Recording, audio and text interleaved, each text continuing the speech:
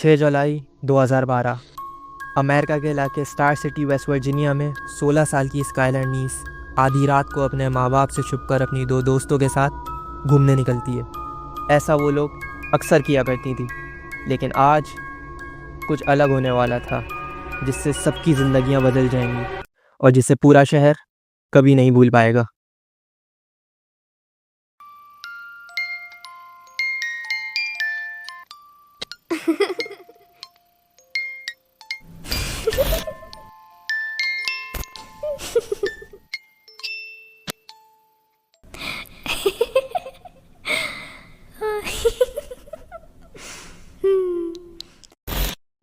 अगली सुबह जब स्काइलर के माँ बाप ने उसे अपने रूम में नहीं देखा तो वो पहले थोड़ा परेशान हुए, लेकिन फिर उन्हें लगा कि शायद आज स्काइलर अपनी जॉब पर जल्दी चली गई है। पर उनकी ये परेशानी डर में तब बदली जब उन्हें कॉल आई कि स्काइलर आज अपनी जॉब पर आई ही नहीं। स्काइलर हमेशा से अपनी माँ बाप की खुशी और एक बहुत अच्छी स्टूडेंट थी, और वो हमेशा अपनी दो बेस्ट फ्रेंड्स रेचल और शीला के साथ रहती थी। उन्होंने उसके सब दोस्तों को कॉल की, जिनमें शीला और रेचल भी थीं, वही दो दोस्तें जिनके साथ स्काइलर छुपकर रात में जाया करती थी। पहले तो उन्होंने डर से कुछ नहीं बताया, पर थोड़ी देर बाद शीला को एहसास हुआ और उसने खुद बता दिया कि स्काइलर का रात को भी अपने बेडरूम की खिड़की से निकलकर उनके साथ गई थी। स्काइलर के माँ बाप ने फ़ौरन पुलिस को ये सब बताया। I have a 16-year-old daughter who apparently snuck out of her room last night. She has not been home, hasn't went to work, can't get a hold of her from any of her friends. I am scared to death. Has she done this before? No. जब police ने वहाँ के CCTV camera की footage check करी तो वही हुआ जिसका सबको डर था। जब स्काइलर की फ्रेंड्स उसे ड्रॉप करके चली गई थी, तब एक कार आकर रुकी।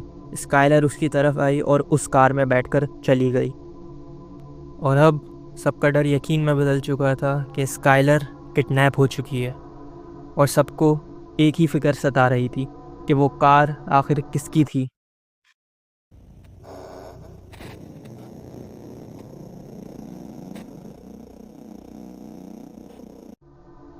दिन हफ्तों में बदल गए और हफ्ते महीनों में, लेकिन स्काइलर का कुछ पता नहीं चला। पर फिर 6 महीने बाद दिसंबर 2012 को पुलिस को एक औरत की कॉल आती है जो कहती है कि उसकी बेटी पागल हो गई है और चीखे जा रही है। I have an issue with a 16-year-old daughter of mine. I can't control her anymore. She's screaming. She's running through the neighborhood. Give me the phone. No, this is over. This is over. Hurry up. Get away from us. No, God. She just gave me a block. Oh, God. Hurry up, please. और कुछ दिन बाद उस औरत की बेटी खुद police के पास जाती है और उनसे कुछ ऐसा कहती है जो किसी ने नहीं सोचा था। वो लड़की स्काइलर की दोस्त रेचल थी। रेचल ने बताया कि जब वो स्काइलर और शीला रात को निकले थे तो कुछ और भी हुआ था जो अब वो अपने अंदर और नहीं छुपा सकती थी।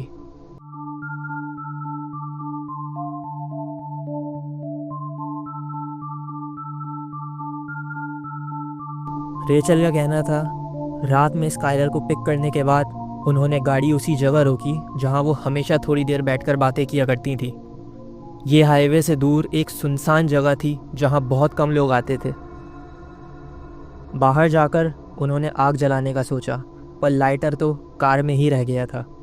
शीला ने स्काइलर से कहा कि वो कार से लाइटर ले आए, पर जैसे ही स्काइलर ने गाड़ी से लाइटर निकाला उसे एक आवाज़ आई, 1 2 3, और 3 गिनते ही शीला और रेचल ने स्काइलर की पीठ पर छुरा घोंप दिया।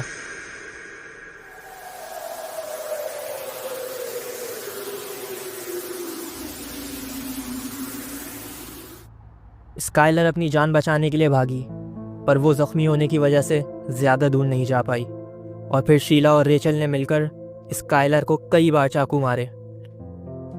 फिर वो दोनों स्काइलर की बॉडी को छुपाने के लिए उसे घसीटकर थोड़ा दूर जंगल की तरफ ले आईं, और जो उनके हाथ आया सब उस पर डाल दिया।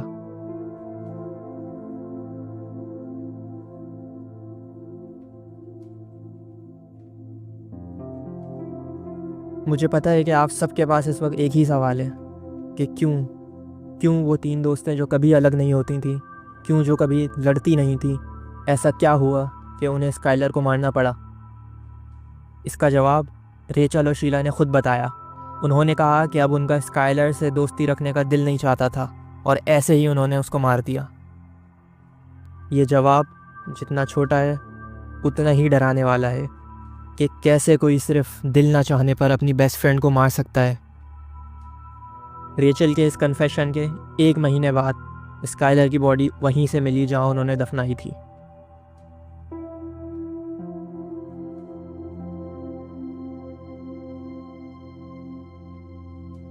और रेचल को 30 साल की सज़ा और शीला को उम्र कैद सुनाई गई। रेचल को तो इस बात का पछतावा था, मगर जब शीला को सज़ा सुनाई जा रही थी तो वो उस वक्त भी मुस्कुरा रही थी। और कुछ दिनों पहले उसने एक ट्वीट करी कि वी रियली गो ऑन 3। हमने सच में 3 गिनने पर मार दिया था। स्काइलर के माँ बाप आज भी अपनी बेटी को उतना ही याद करते हैं जितना पहले करते थे। अगर आपको ये वीडियो पसंद आई तो इस वीडियो को लाइक और चैनल को सब्सक्राइब करना ना भूलें। मैं आपसे अगली किसी शॉकिंग और मिस्टीरियस वीडियो में मिलूँगा।